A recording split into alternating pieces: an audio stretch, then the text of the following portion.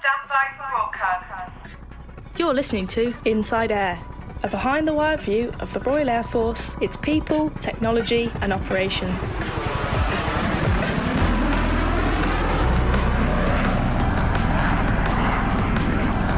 Hello, I'm Flight Lieutenant Peter Lisney.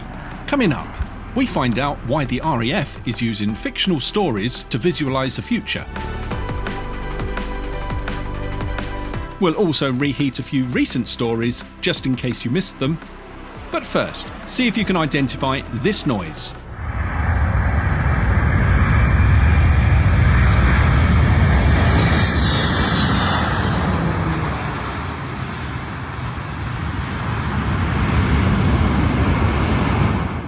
Find out if you're right at the end of this episode.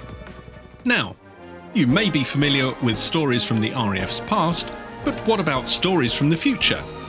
We asked the head of the Royal Air Force and his Warrant Officer why the RAF is talking about the year 2040 and what could be rather than what will be.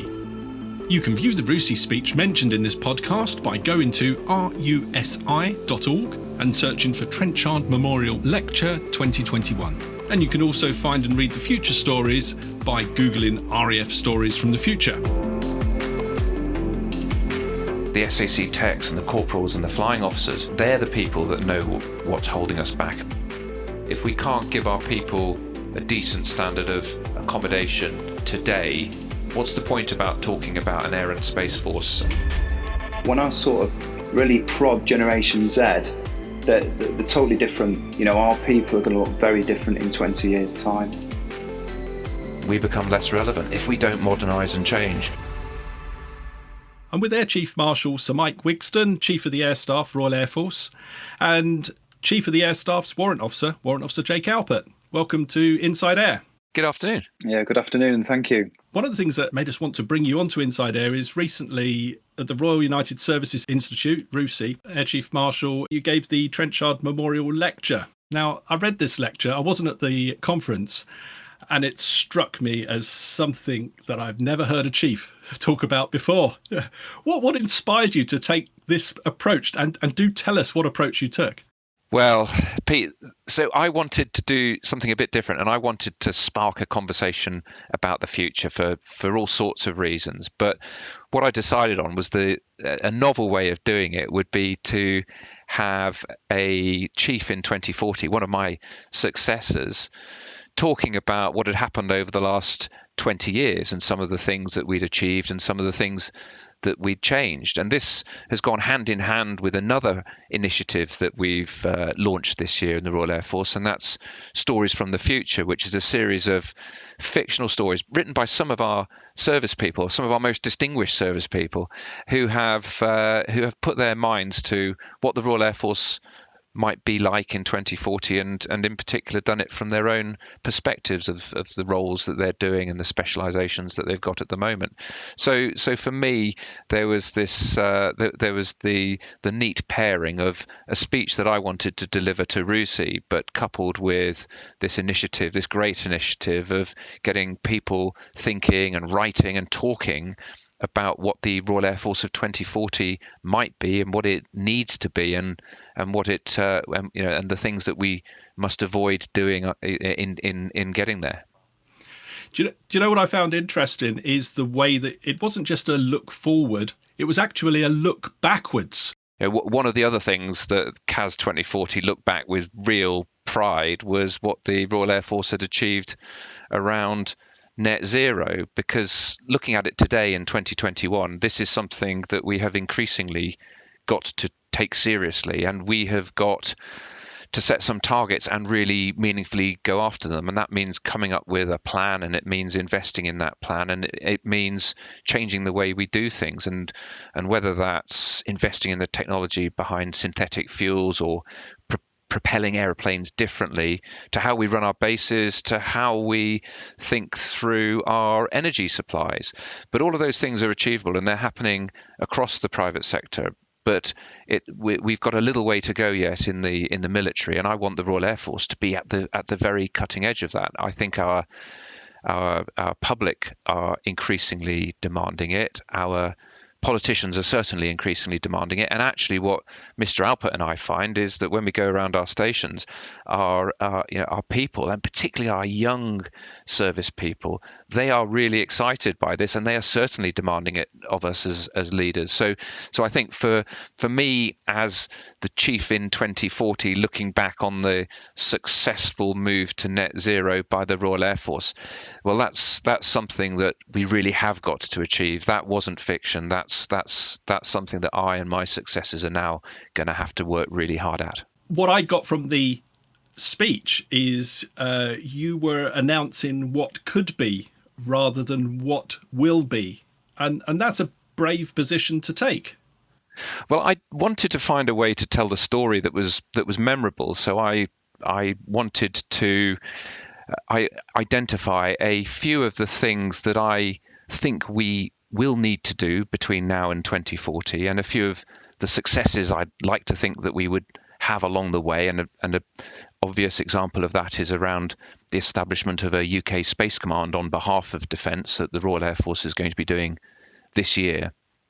And I wanted to look back on the success of that from the perspective of my successor in 2040, and it just felt like a very convenient way to tell the story, and it was a very effective way to tell the story as well. And I don't pretend for 1 second that we know all of the answers of what our margin for error of that future Royal Air Force will be, but I think we will get something. We will overshoot on some things, and we will undershoot on some things in terms of what technology enables us to do. But I think my sense of what we have seen in terms of the pace of technological progression over the last few years is that, if anything, we will probably underestimate what the technology will bring us in the next 20 years' time. I also chose 2040 because the average return of service of people joining the Royal Air Force today is between 15 and 20 years. So overall it's 16 years, but it's increasing.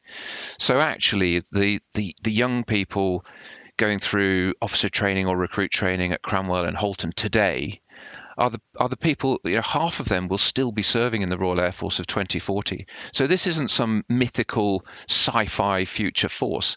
This is an Air Force that our successors, some of whom are already serving, are going to have to fight with and win with in a future which, if anything, will be more unstable and uncertain, and it will certainly be more dynamic, and it will be more technologically dynamic. So for me, starting that conversation and getting our people thinking about how we are going to build that Air Force as part of our day-to-day jobs today is a really, really important part and a really important conversation for people to be having.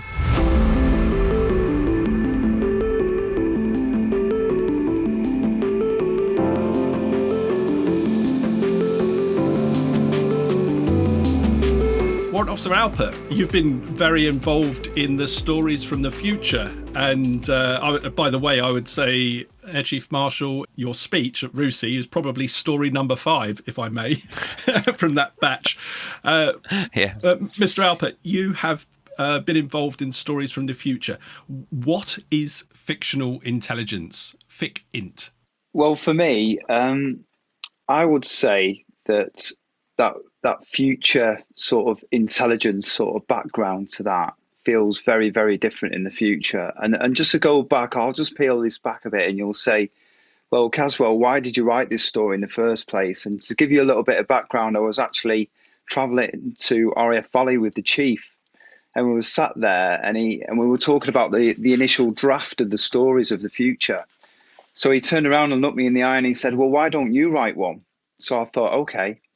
So I went home and I spent Sunday afternoon looking through the window on my laptop and tried to craft a story of the future. And the biggest question I came to sort of answer myself is that, what does a warrant officer look like in the future? What does an RAF warrant officer look like in 2040? And then that took me down a journey of thought and creative thinking to sort of wrap something up around that. And I think, I look at a Nokia phone and I look at an iPhone 12 and that journey between the two for where we are now, and then to accelerate that 20 years on, that feels very, very different. And I think the reason behind it is what's my driver is that, when I meet people who are graduating, like the chief said, coming off the parade squares at RAF Holton and Cranwell, they're the people who actually inspire me, because if I need to connect to Generation Z, then I've got to understand the future, because, let's be open and honest, I've probably got 5-10 years left in the Air Force, but they're going to live and experience the Air Force of 2040. And then the other thing is around that, to be quick, is that when we talk about Astra and building the next generation Air Force, and that is that journey for the service, and I get it, a 51-year-old age warrant officer in the Air Force, that I visualise this as we start to sort of move forward. And what's really exciting around that is that it is about technology, it is about data, it is about artificial intelligence, but how our lifestyles will change around that as well. So that'll be very, very interesting to sort of step forward. And if you ask me what future intelligence looks like, then if there's anybody listening in the audience, please send me an email, because if they know what it looks like in 2040, I'm very receptive to their thoughts at the same time. But I think, around the stories themselves, that it's just driven a lot of excitement across the Air Force, and it really connects to everybody, and so, yeah, I was really excited and honoured to be asked to write a story, and I hope even though I was even though I was joking at the time, but I mean, what a hidden talent, and I've always admired Mr. Alpert for his, he's one of the most forward-thinking service people I work with in terms of his the way he approaches everything from in every aspect of what we do, whether that's people or our infrastructure. But by goodness me, I wasn't expecting him to be a future fiction writer as well. But it's good, the hidden talents of people that wear our uniform. Sorry, I don't know if I've answered your question fully, but that's my take on it anyway, which really sort of conditioned me to write a story of in the stories of the future for the Royal Air Force. I've got to ask you, when's the last time you wrote a creative story? Staff College. Creative? Yeah, creative. Fiction. Well, I don't know. Yeah, the trouble is, I think on occasion when you go through Staff College, that it's always something which has happened. So I always like to look to the future. I get really excited about books and burning and things like that, which have been out. And so I read a lot of the sort of futuristic Blade Runner sort of stories around that, and that really drives me, because I get quite excited by that. And just for the benefit of the listener, which story did you write out of the four? I wrote Master Warrant Officer 33, which is it's that conceptual sort of view of a warrant officer in 2040. And I think the best part of writing that short story was that I did mention a reverse mentor. And to be honest, even though I talk about 2040, I've got a reverse mentor as we speak, who's an SAC tech at RAF Bryce Norton, who operates on A400, for example. So for me, that's somebody who's served in the Air Force for 1 year, who's then offering advice to a warrant officer in the Royal Air Force. And that's really flatlining the business as we start to move on. So, yeah, it's a credit to our people of what they can do. Well, if that SAC tech is still in the Royal Air Force in 2040, I hope that they invite you along to wherever they are and see what the difference is.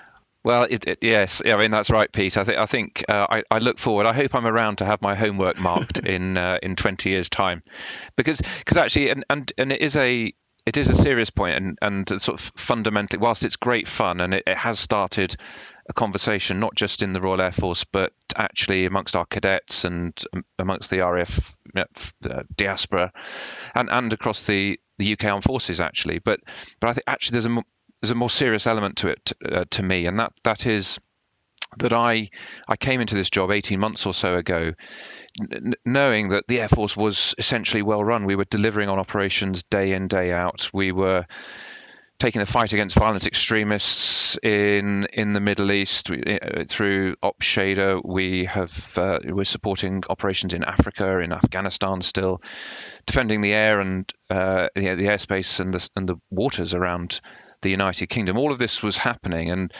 I knew in my heart that actually the Royal Air Force was actually a well-run organisation, and at the very least, at the end of my time, I would hope I would be able to hand over an equally well-run organization to my successor. But my sort of nagging concern was that with everything in the world around us happening so quickly, and the speed of change and the speed of uncertainty in the world and the speed of technological change, meant that if we just carried on what we were doing day in, day out, however brilliant it was in terms of delivering operational output, if we just carried on doing that, we would be, by the time I handed over, we would be 3 years less relevant because the world would have moved on at pace. And I really wanted to start a discussion around how we get to that next generation Royal Air Force that we talked about in our strategy, but we didn't really have a plan to get to. And for me, building that next generation Royal Air Force is what Astra is all about. And that's some really big things around equipment and infrastructure and people and training, but it's about some really, really fundamental things at station and unit and squadron level, where the people, the SAC techs and the corporals and the flying officers recognize they're the people that know what's holding us back and what we need to do to make that leap to the next generation, and they're the people that need to be empowered to do that, and that gets at the heart of Astra. And whilst we have a bit of fun around stories from the future, the reality is it's to give people that sense of this is the Air Force we need to be thinking about and talking about, and these are the things we need to be doing now so that we are sure that we're going to get there and be that relevant cutting edge fighting force in 2040.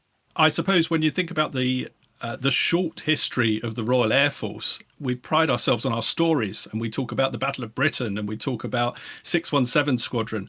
Those are our stories. So why not talk about the future in the context of a story to make it hit home? I completely agree. And one of the big stories from our first 103 years is that story of relentless technological innovation. We were at the cutting edge of aerospace design. We miniaturized the radar. We built the jet engine. We did some amazing things, not just in wartime, but in peacetime as well.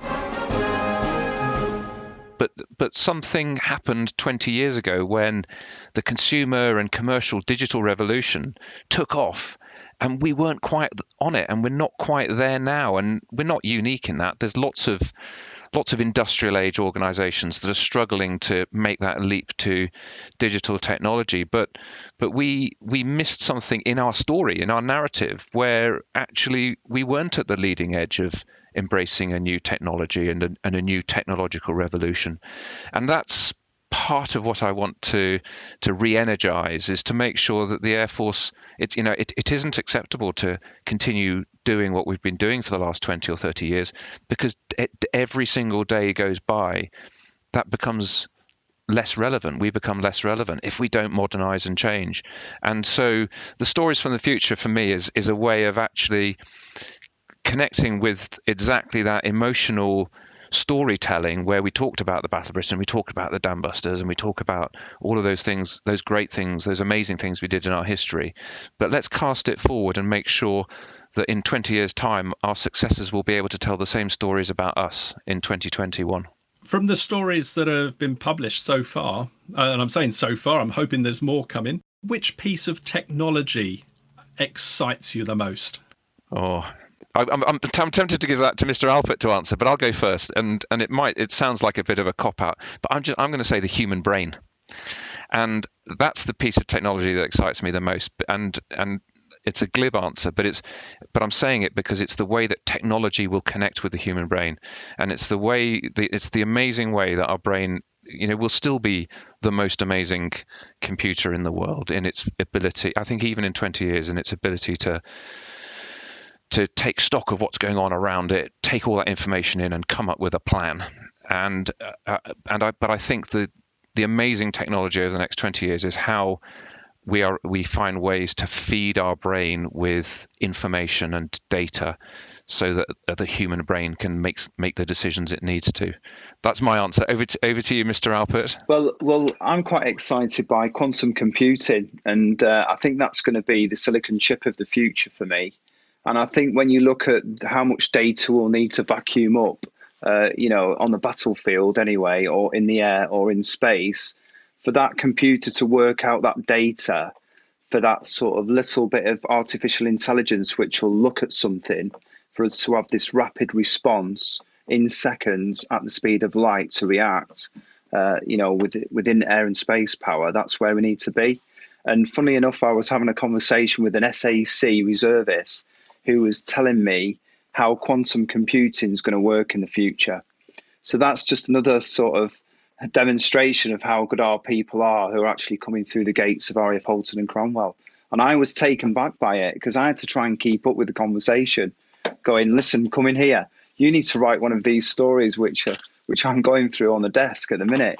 And it was incredible. So, part of my position is traveling across the Air Force and engaging with people. And some of the things I actually see, witness and experience across the service is outstanding. And it's not just, we've got 4 generations working shoulder to shoulder, but when I sort of really prod Generation Z, they're totally different. Our people are going to look very different in 20 years' time. So I need to keep connected. So quantum computing, is my sort of gift on that conversation. Yeah, I knew he'd have a better answer than me.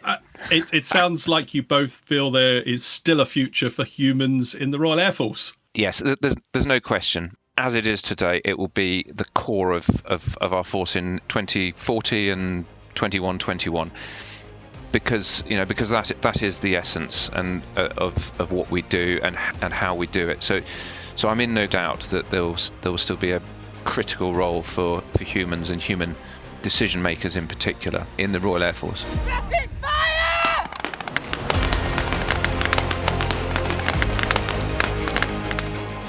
Can you tell me more about the role of diversity in the Royal Air Force and how that will contribute to our future? Yes, that is a really important question for me, and as the team around me know, and anybody that's sort of seen and heard me around the Royal Air Force will know it's something that's really, really important to me. And I always characterize it in three strands, if you like. At the strategic level, we have to, and going back to our previous conversation around the importance of people going forward, we need the cream of the pool of UK talent to be able to be attracted and to be recruited into the Royal Air Force. So we have to attract the widest possible pool of talent, which means we have to attract more than young white men. We need to attract everybody in society. We're also facing the reality that our public and our parliamentarians, our media is becoming less tolerant of us not being representative of society, whether that's the relatively small number of women we've got or the even smaller numbers of people from ethnic minorities. So there's a strategic credibility and reputation for us as a fighting force alongside the Army and the Navy, who have to represent the society that we defend. So there's a really powerful strategic imperative for getting our diversity right and our inclusion. Then at a sort of operational level, if you like, the decision making from a diverse group in that increasingly complex world that we are operating in, a diverse group will be much more able to make sense of what we're looking at and make sense of everything that's going around us, and we will make better decisions by having a diverse group of perspectives and cultural backgrounds and gender backgrounds and everything else, and we will make fewer bad decisions as a result. So there's a real imperative around decision making. And then finally, the third one, if you like, is at the personal level, because we need to be a force. We must be a force where everybody can come in and bring their whole self to work. We cannot have people who feel constrained or feel that they can't play a full part or unable to play a full part, because we need to harness everybody's potential and everything that they bring, and we will only do that by being truly diverse. So for me, it's something that really, really matters, and it's something that I'm very passionate about. And as anybody who knows me, they get that loud and clear. Can I just add one thing on that? Is that, if you look at Kaz's books for 21-22, he does mention Matthew Syed's Rebel Ideas, and that's a great read, and it just demonstrates the diversity of thought of what the Royal Air Force needs going forward in the future. And I think it probably travels back to your initial question, is that it's all about having that human edge. And I think when you look at the human edge, and we've got a really diverse workforce across the service, from now to 2040, the Royal Air Force will be a lot better for it. And everybody within the Royal Air Force will be better for it as well. So it will give us that sort of cutting edge of air and space power as we go forward over the next 19 years. So the expression about I've heard in the Air Force in my early career was, the face fits, we'll have them on board. Or, they're looking for that person, that type of person with that type of education. Are we no longer doing that? Have we moved on? Yeah, we certainly have. Absolutely. But I think there is still, I describe it as muscle memory in the way that we attract people, where we recruit, that we recruit from parts of the UK where traditionally we have always been successful in recruiting, but there are parts of the UK where there's a lot of well-schooled young white men, and we're able to recruit them, but we're not accessing the full pool of talent across the United Kingdom. So there are things that we're still working on to change. It's not straightforward. If it was straightforward, it would have happened years ago, and we've just got to keep going after it. It really does matter. Some of our people feel overstretched with ops and the frequency that they're being deployed, and it's particularly tough on those bringing up young families. The vision of this future of autonomously operated aircraft, they still need servicing. Forward operating bases will still need force protection. So what will the RAF be doing to ensure it doesn't put even more pressure on potentially a smaller number of people? Yeah, so that is always the challenge for leaders and commanders at every level. We need our people to be fit and healthy and able to perform and able to give their all. And people who are fatigued, overworked, who have had too much asked of them for too long, will not be able to deliver that. And for me, that's the essence of leadership. I think if I could, and we're having this conversation, Pete, in mid-February, and it's getting on for a year now since we have been facing the challenges of COVID-19. Now, for the Royal Air Force and the Navy and the Army alongside us, we all of our core defence tasks, defending the United Kingdom, in our case, protecting the air and space of the UK and our allies, tackling violent extremism in the Middle East, all of those things continued. But on top of that, we've played our part in contributing to the national fight against COVID-19, which again has added another layer of demands on our people. We've also had to change the way we work at our bases to make them COVID safe, to change the way that we deliver serviceable aircraft, the way that we train our people, all of those extra demands. And then on top of that, people are dealing with real challenges in their private lives as well. And, I don't think any family is untouched with what we've experienced over the last 11 months. And I'm sure Mr. Alpert will want to come in a moment on this, but we're acutely conscious that everybody's reservoirs of resilience are dripping away as we go through this year.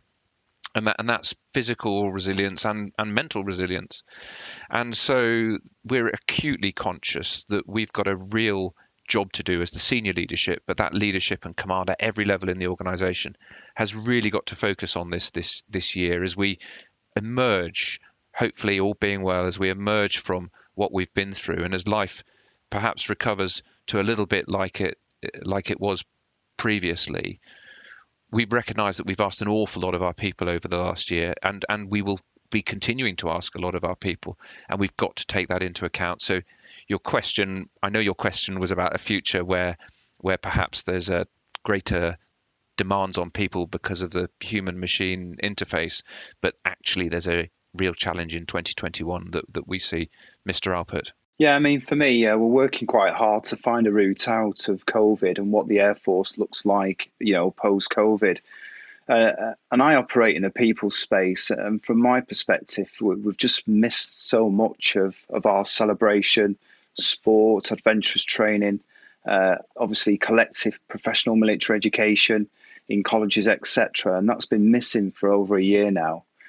So I'm very mindful that we need to restore that, but we need to restore it in the right way. But just going back to your question is that we've learned a lot of things as we've sort of travelled through this, working from home, flexible working conditions for people due to home parenting and things like that.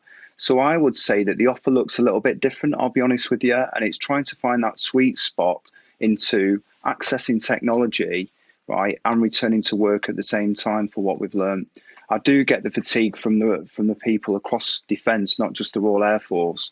And the other thing is that if anybody's listening out there who's actually on operations at the minute, I just personally want to thank them, because the performance of the Royal Air Force throughout the last year, both at home and on operations, with op rescript and winter preparedness, has been exceptional. And to give you a quick reflection of that, of how good our people are, is that we've had people just graduating from phase 1 training, going straight to the front line, in support of COVID to fight the epidemic, in support of the government straight away, and they've excelled. And it just tells us one thing, that we're getting our systems right of the way we train, equip and prepare people for operations. So they're a credit to the nation and to the Royal Air Force. From what you've said, Air Chief Marshal, in the past, you want to see more reservists integrated into future operations and exercises. What numbers are you talking about there?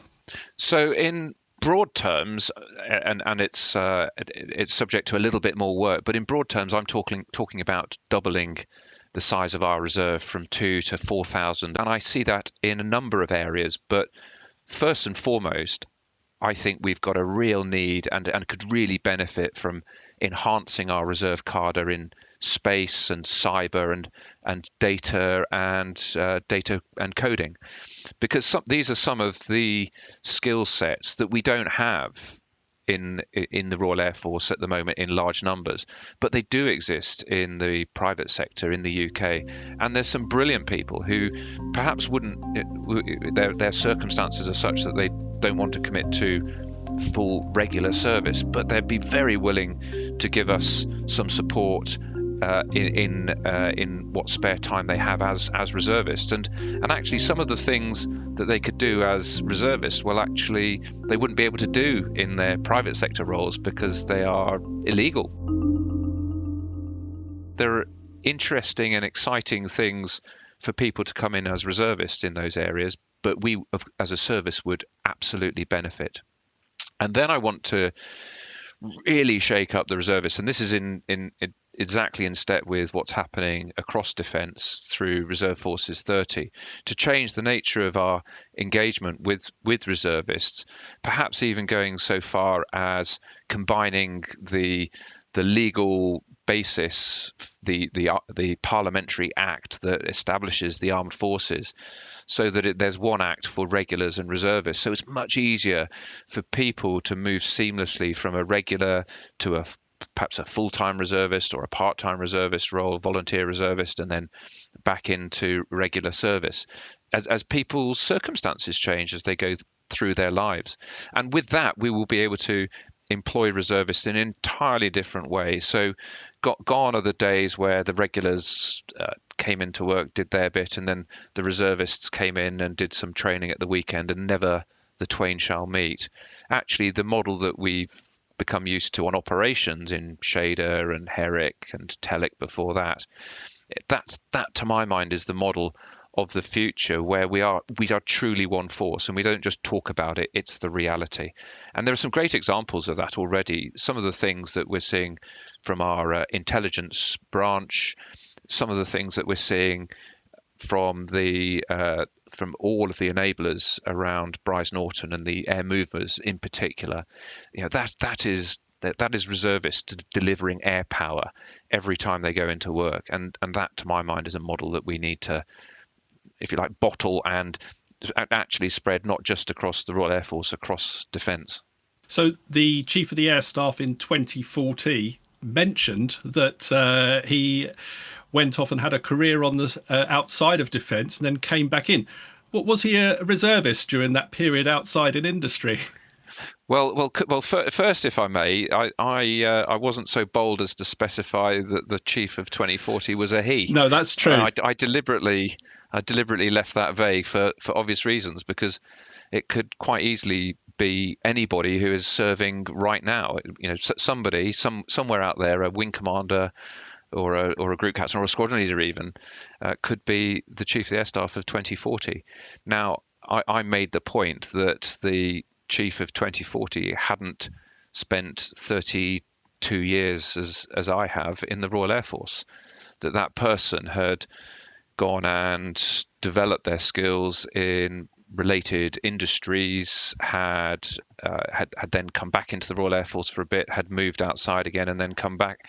And I just wanted to make the point that there will be merit in people having careers where there is a zigzag between, particularly in the space areas, and I think particularly in some of the digital area, digital skills of the future, where some period outside the Air Force, whether as a reservist or as having left the service for a period, could be a perfectly normal part of a career path. And we've already got some people that are following that career path.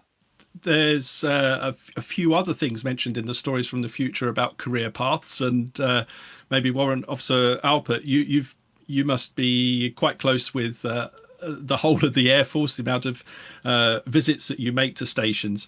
So what are some of the ideas that the RAF is considering, and why do you think they're needed? Right, I think we've got some work which has already taken place due to professions. So we've got 68 branch and trades, which are going to be converged into 11 professions across the service. And people say, well, why we're doing this? The thing is that the current model is quite complicated. I wouldn't say it's complex, but it's complicated. We really need to get after that, because when we look at, when we talk about Generation Z, usually, if we need to sort of get aligned with society, that they usually change careers around 6 times before they finally get to somewhere what they enjoy doing and they're quite receptive to do. So when you look at this, I see this agile aviator moving forward who's, say, who's a loggy, but who's a mover, who's an MT driver, who's a supplier at the same time. And I see them retaining the rank, moving through this, but I just see this sort of agile aviator who can move in and out, different sort of trades within this specialisation, who then trains at range, synthetically, digitally, and then we don't waste time in the training pipeline, because as I speak now is that we've got 17% of the Air Force going through the training pipeline. That's just not fit for 2040. So I think this is the start of a journey of what people's careers are going to look like in the Air Force under professions. And I think it's a really interesting time to see this come to the forefront. Notwithstanding that, it's very hard to define 2040. But when you talk about a linear entry into the Air Force, I really see that. Why do you need to do 20 years plus to be a warrant officer? That's crazy. Why don't you come with all this civilian profession, what you bring from, the sort of professional sector from industry into the Air Force? Why can't you join as a flight sergeant? We have aircrew doing that, and we've done it for years and years. So when we look at the ground trades, then we really need to get after this, because if we do this, when people join the service, we'll get the full potential out of them. And as I speak to everybody, is that we're just not doing it at the minute. That's why we're doing this work, and it's taking place now. So I'm a big believer in this, and that's why I'm trying to define what a warrant officer looks like in 2040.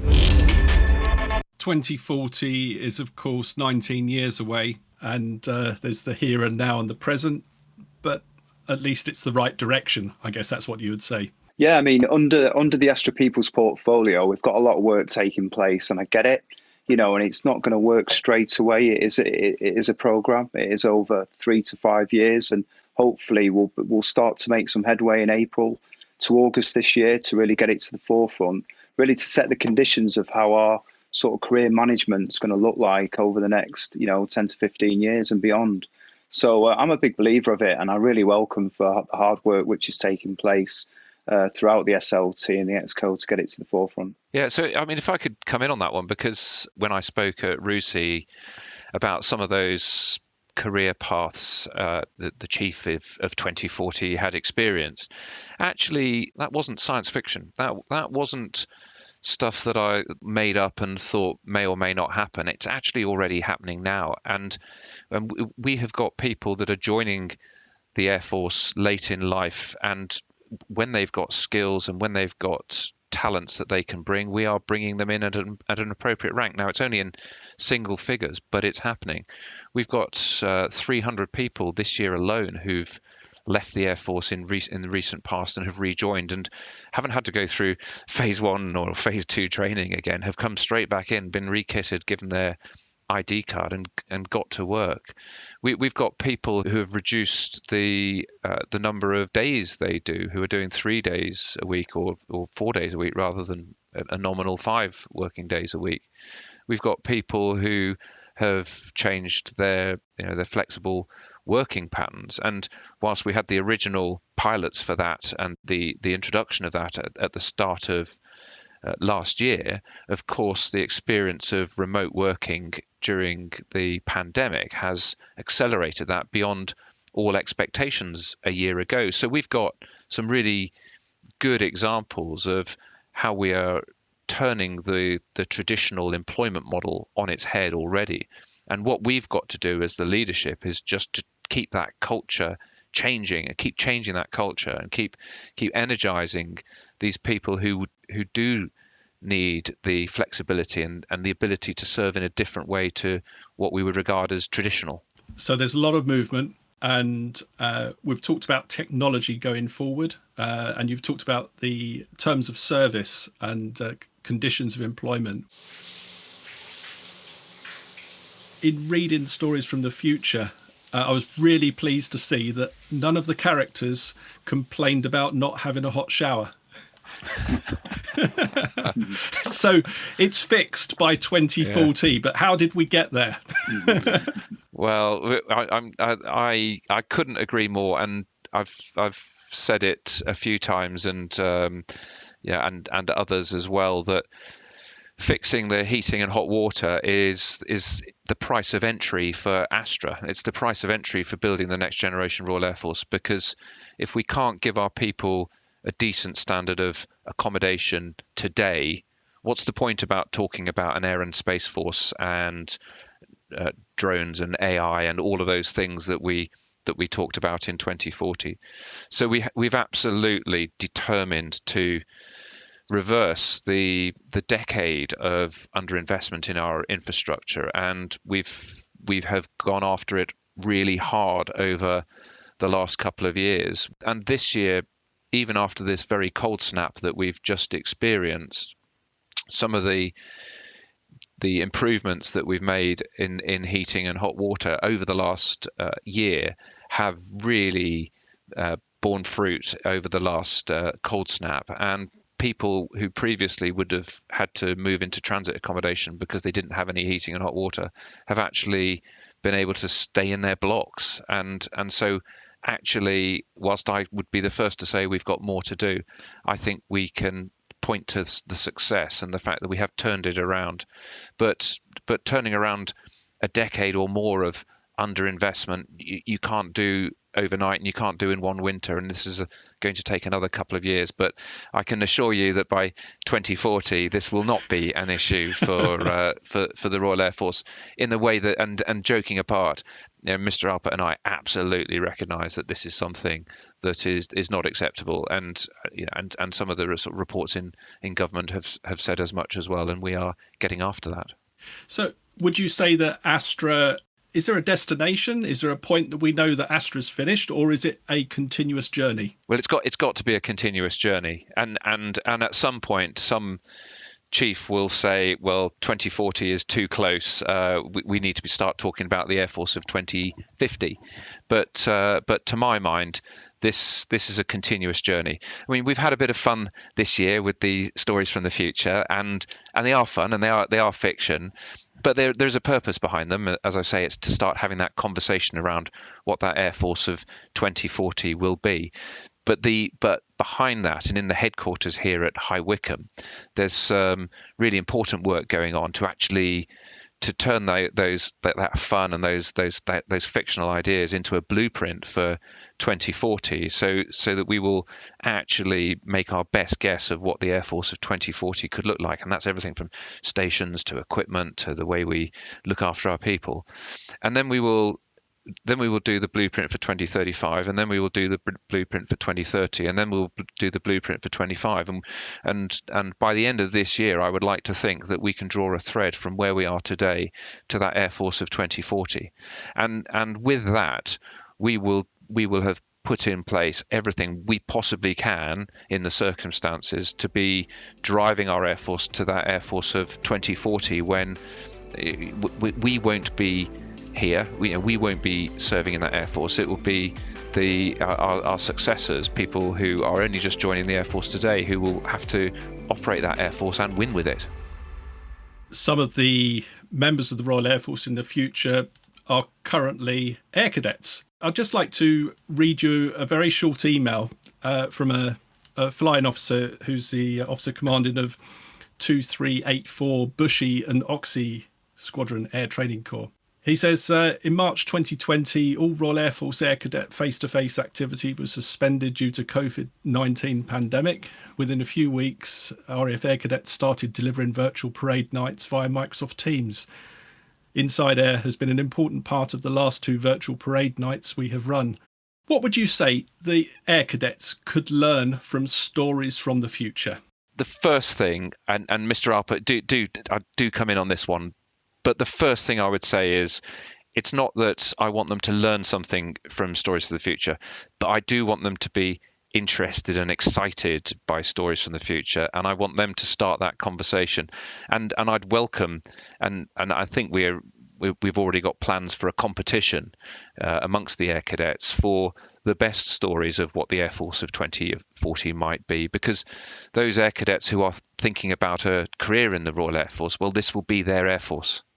And I want them to feel that they've got a stake in it and that they are taking a part in or playing a part in shaping our thinking and our opening our minds to what the possibilities of the Air Force of 2040 might be. So this is less about the content for the brilliant young people in the Air Cadet organisation, and I take my hat off to the adult volunteers as well over the last year because of what they've achieved in terms of keeping things going through virtual parade nights and everything else that they've been doing just to keep that momentum of the organisation. But I would like to think that by reading about the future Air Force, by playing a part in it, then they can actually feel that they are invested in it. And for those who go on to join the Royal Air Force, that they have already played that part in shaping it. But Mr. Alpert. Yeah, Pete, I think my view is what can we learn from the Air Cadets from the Stories of the Future, because I think they're quite smart. And, looking at Air Cadets, and I remember doing an evening session, doing a webinar with a squadron down in Essex, and I had a great time having a Q&A session and talking about the excitement of joining the Royal Air Force. But to be honest with you, is that I would give my right arm to be an Air Cadet now, to be able to join the Royal Air Force again. I'll be open and honest, to have the same rich career experiences, and it's been rough and smooth on operations, I get that, but I think it's such a great time to join the service. And I think for the hard work which is taking place under Astra and building next generation Air Force, that I feel that the SLT is currently laying the foundations for their future, and that's where we're at with it, with Astra. So for me, I'd like to have some sort of mock time machine where I can step back and go back 25, 30 years and rejoin the Royal Air Force. Wouldn't we all? So I think for me, it's about learning from them, which is critical for me to make sure that we get it right for the future. Yes. Yeah, definitely.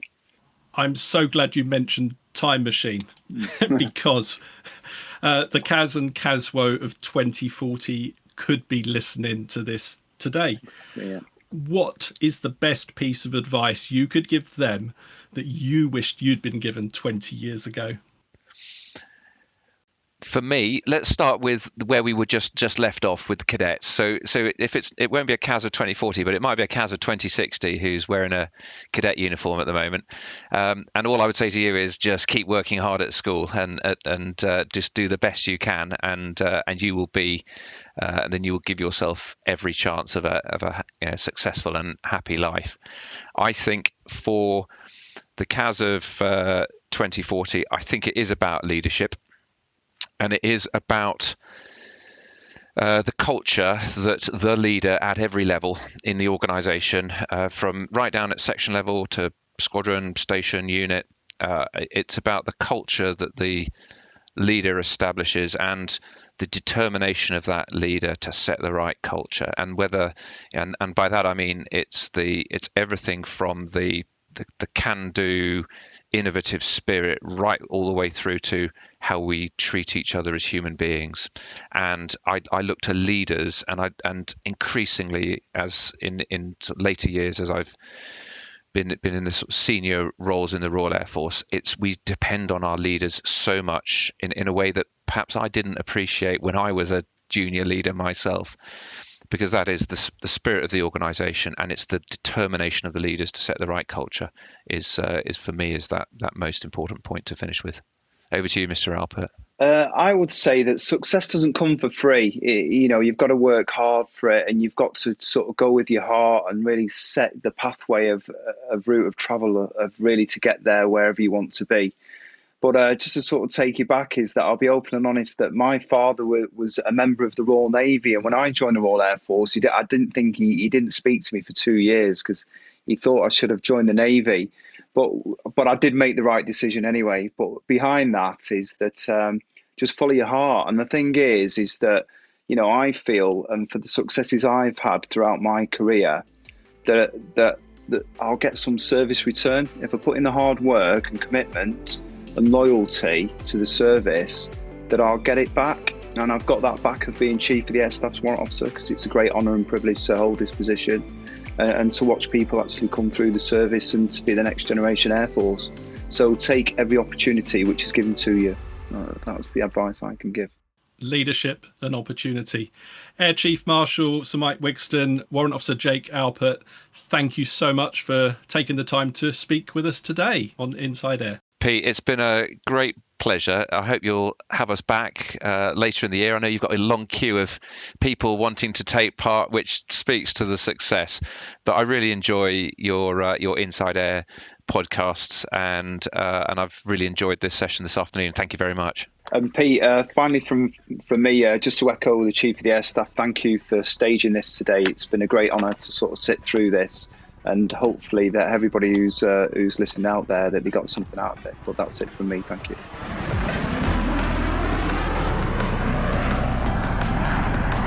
You can view the RUSI speech mentioned in this podcast by going to rusi.org and searching for Trenchard Memorial Lecture 2021. And you can also find and read the future stories by Googling RAF Stories from the Future.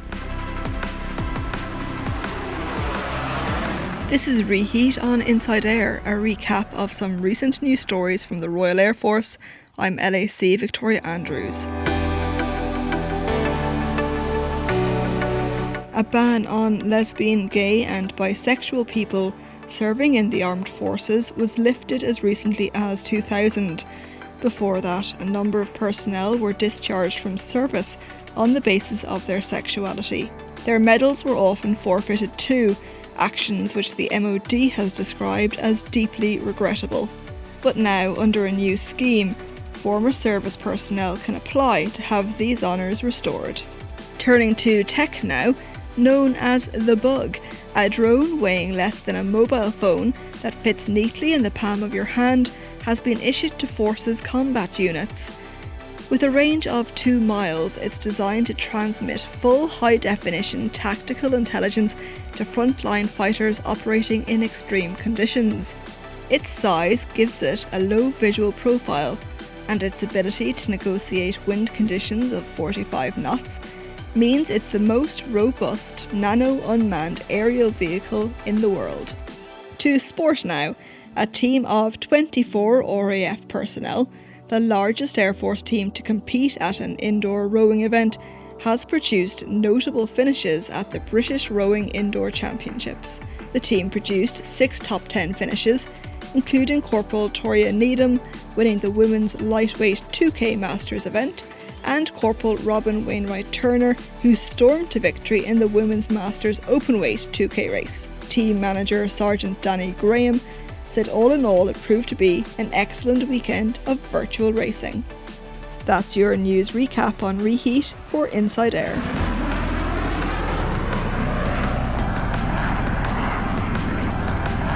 I'm SAC Simon Ross with this episode's Name That Noise.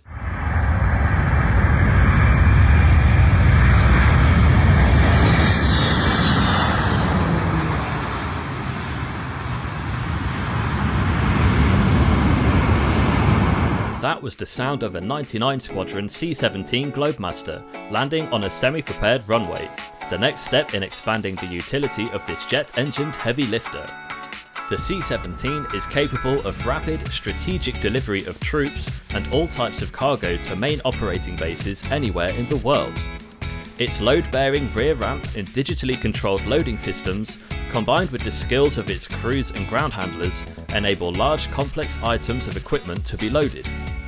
This can include heavy vehicles, specialist kit, and even Chinook helicopters.